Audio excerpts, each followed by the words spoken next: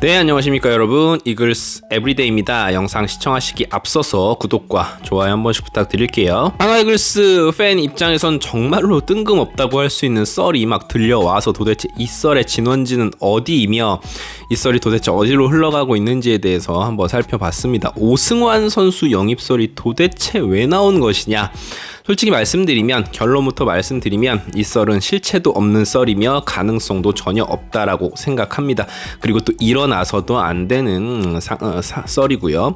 자, 김강민 선수를 영입했던 것은 사실 약점이 있는 한화 이글스의 외야 보강이다라는 명분이 충분했고, 연봉도 일단 상당히 저렴했잖아요. 그리고 2차 드래프트에 그 선수가 풀렸기 때문에 한화 이글스 입장에서는 사실 좋은 선수를 데려오는 것이 당연한 상황이었고, 이것을 이제 오승환 선수와 엮어서 김강민이라는 베테랑을 영입했으니 오승환도 영입하는 것 아니냐라고 말씀을 하신다면 그것은 전혀 다르다라고 보실 수 있으실 것 같습니다.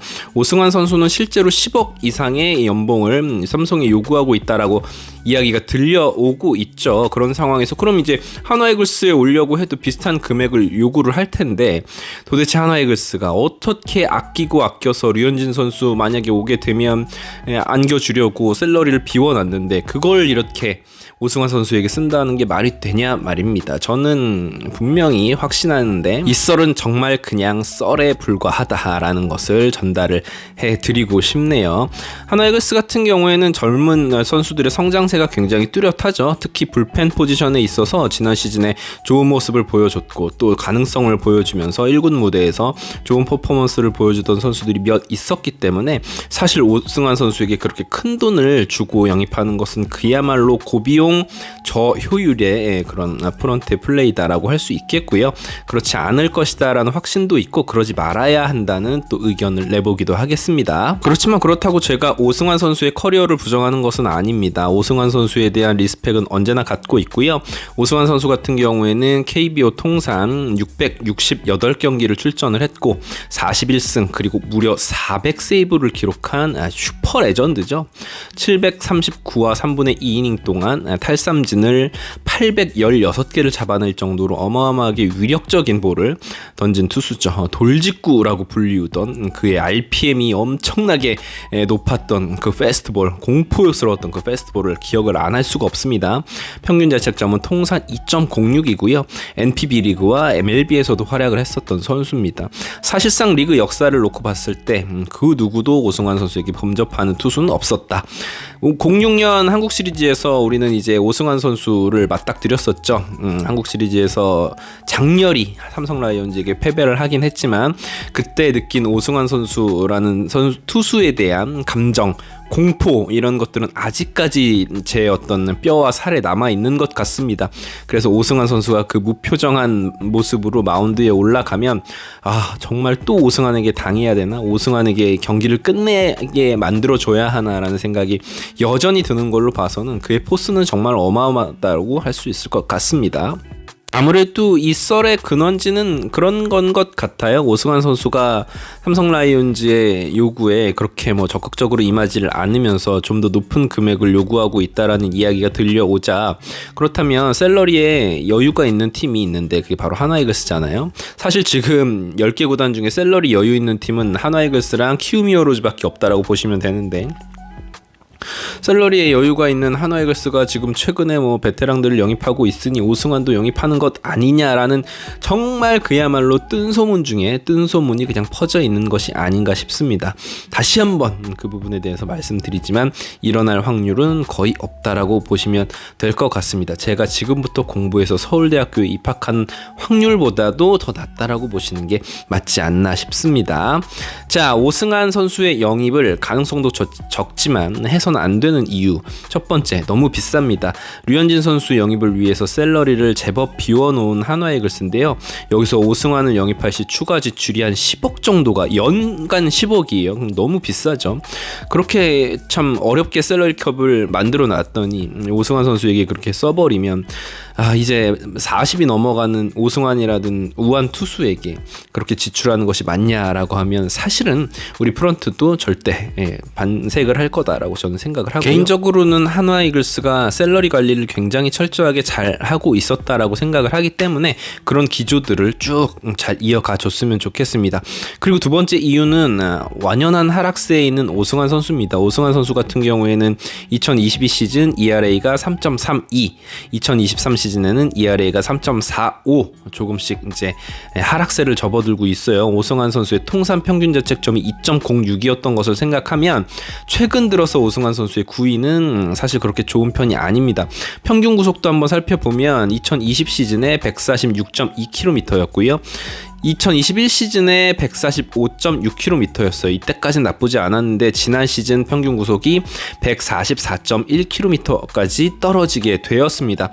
경기를 보셔서 아시겠지만 예전처럼 오승환 선수가 힘으로 압도해서 타자들을 압도하는 모습이 보이지 못하고 그러다 보니까 뭐 변화구 구사율을 높인다든지 제구력으로 어떤 코너웍을 노리는 그러다 보니까 오히려 볼넷을 많이 내주기도 하고 가운데 몰리는 볼은 장타가 되기도 하고 그런 진짜로 우리가 알던 오승환이 아닌 모습을 많이 봐왔거든요. 자연스럽게 세 번째 부담스러운 나이로 넘어갈 수밖에 없죠. 오승환은 많은 연봉을 주기에는 내년 시즌 42세 시즌이에요. 오승환 선수 아시다시피 여러분 김태균 선수랑 동갑이에요. 이대호 선수 동갑이고요. 그 선수들 다 어디 있습니까? 먹방하고 있습니다. 유튜브 하고 있어요. 지금 오승환 선수가 지금까지 현역으로 남아있는 게 정말 대단한 건데 어쨌건 42세 시즌을 맞이하는 이 투수에게 좋은 계약을 안겨준다라는 건 지금 아주 오랫동안 함께했던 삼성 라이온즈조차 지금 쉽지 않은 모양이에요. 그래서 오는 부담감일 것이다라는 생각이 듭니다. 삼성 라이온즈도 굉장히 큰 부담을 느끼고 있을 것이기 때문에 사실 제3자라고 할 수 있는 하나 이글스가 뭐 이런 썰이 나왔다고 해서 오승환 선수 영입에 어떤 눈을 돌린다? 그것은 조금 말이 안 된다라고 생각을 합니다. 자, 그리고 하나 이글스 이야기로 돌아오면 우한 불펜은 이제 그만해야 된다. 지금 무슨 이야기냐면 불펜은 다다익선 많으면 많을수록 좋습니다. 좋은 투수들은 많이 갖출수록 좋죠. 그렇게 따지면 오승환 선수가 있는 게 없는 것보다 좋다고 할 수는 있겠지만 그렇지만 이미 하나 이글스는 박상원이라든지 김규현이라든지 주연상 등 비슷한 스타일의 가능성을 보여준 투수들이 많이 있습니다.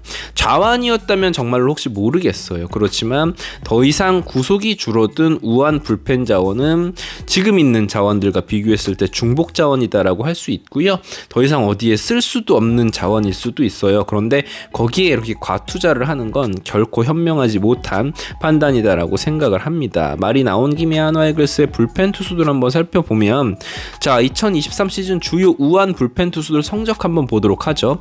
주연상 선수는 59와 3분의 2이닝 동안 12개의 홀드 기록했고 ERA가 무려 1.96입니다.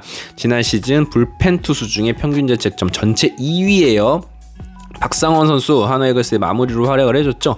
61.2이닝 16세이브 ERA는 3.69였고요. 이태양 선수 뭐 이야기 안 할 수가 없죠. 뭐 불펜에서만 뛴 게 아니라 선발로도 왔다 갔다 정말 팔색조의 모습을 보여주면서 100.1이닝을 선보였습니다.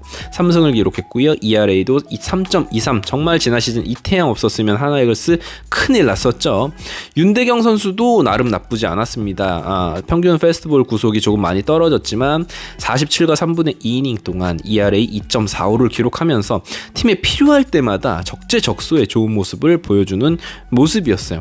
김규현 선수 이닝은 19.3분의 2이닝 그렇게 많진 않았지만 평균 자책점이 2.75였고 탈삼진을 20개 잡아내면서 탈삼진을 잡아낼 수 있는 어떤 구위형 불펜 투수가 한 명 더 나타났다라는 점에서 상당히 의미가 있었다라고 볼 수 있겠어요. 자, 그리고 한승주 선수입니다. 스위퍼 마스터 한승주 선수는 70과 3분의 2이닝 이닝 소화 많이 해줬죠. 그동안 ERA는 평균 자책점은 3.90을 기록했습니다.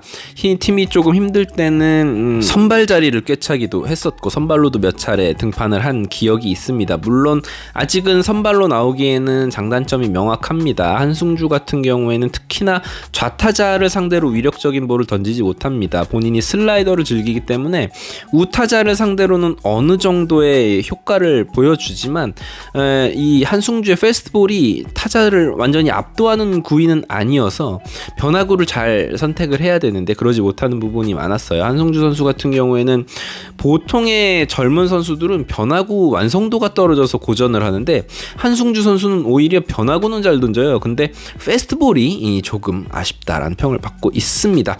자, 오프 시즌의 무브가 아직 끝나지 않았습니다. 아직 미계약자들도 많아요. 다른 팀들의 말이죠. 그리고 우리에게는 또 계약을 해야 될 선수가 몇 있죠. 어서 야구의 계절이 오길 바랍니다. 감사합니다. 구독과 좋아요 한 번씩 부탁드리겠습니다.